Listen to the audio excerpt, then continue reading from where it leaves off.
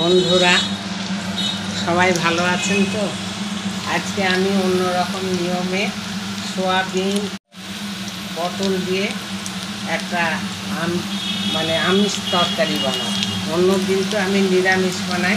পটলটাকে ঠিক এরকম করে সব ভেজে নিয়েছি, আর আলুটাকেও ভেজে নিয়েছি, এর সঙ্গে সোয়াবিনটাও ভেজে নিচ্ছি ভালো করে। সোয়াবিনটা ভালো করে ভেজে নিচ্ছি। আর রান্না করেছি শাক, লালচে পাতার শাক। রোজ ঝোল ঝোল করি, আজ একটু শুকনো শুকনো করেছি। আর ছোট মাছের চচ্চড়ি, ছোট মাছের চচ্চড়ি বানিয়েছি। মাছ চচ্চড়ি, ছোট মাছের, ময়া মাছ, মোরলা মাছের চচ্চড়ি।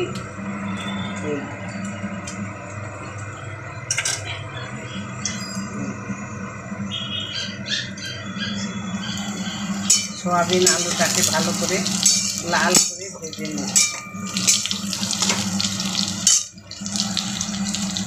আজকে আমি সোয়াবিন আলু পটল পেঁয়াজ আদা রসুন বাটা দিয়েই করব। আপনারা ভিডিওটি দেখতে থাকুন।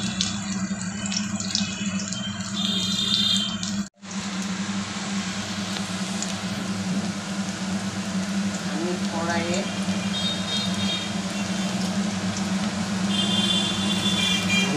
স্বাদ মতো চিনি দিয়ে দিলাম।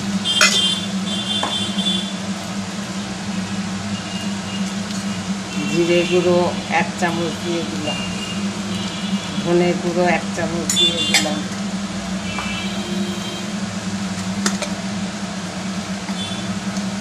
হলুদ গুঁড়ো 1 চামচ দিয়ে দিলাম,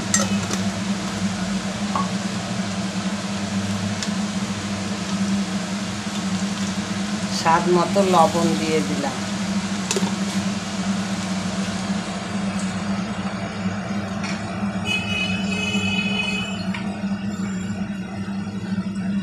কাশ্মীরি কালারের জন্য কাশ্মীরি লঙ্কার গুঁড়ো 1 চামচ দিয়ে দিলাম।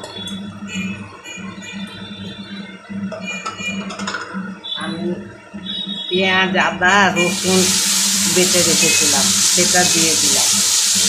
আজকে একটু মাংসর মতন করেই রান্না করব।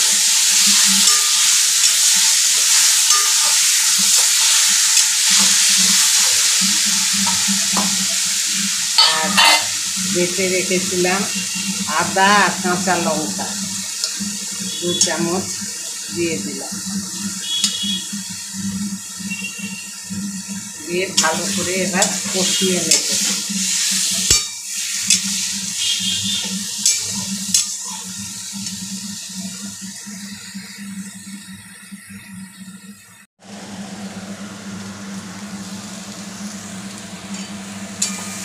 আমার এটা ভাজা ভাজা হয়ে গেছে, মশলার একটা সুন্দর সেন্ট বেরিয়ে গিয়েছে। কালারটা কত সুন্দর চলে এসছে, দেখেছেন বন্ধুরা? আমি একটু উষ্ণ জল গরম করে রেখেছিলাম, এই জলটা দিয়ে দিলাম। আলুটা সোয়াবিনটা, এমনি সোয়াবিন আমি গরম জলে একটু ভিজিয়ে রেখেছিলাম, আর এই পটলটা পরে দেব। ঝোলটা ফুটে উঠবে, তার দিয়ে আমি 10 মিনিট ঢেকে রাখলাম। আজকেও আমার ক্যামেরাম্যান, এই যে আমার ক্যামেরাম্যান, আমার ক্যামেরা করছে, আমি এসব করছি। আর আমার বড় নাতনি এটা।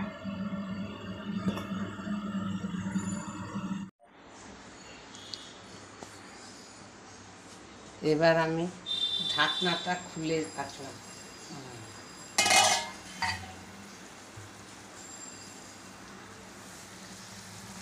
ঝোল ফুটে গিয়েছে, এবার এই ভেজে রাখা পটলগুলো দিয়ে দিচ্ছি।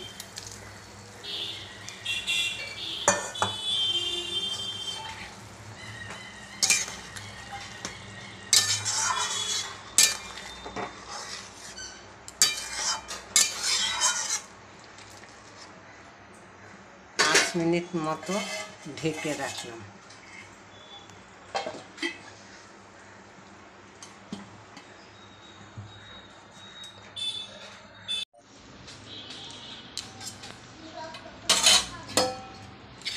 কালারটা কত সুন্দর।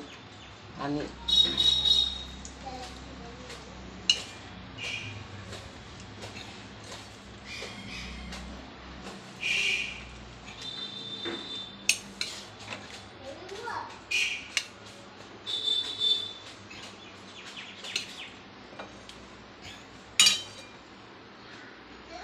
এই যে সয়াবিন আলুর তরকারি।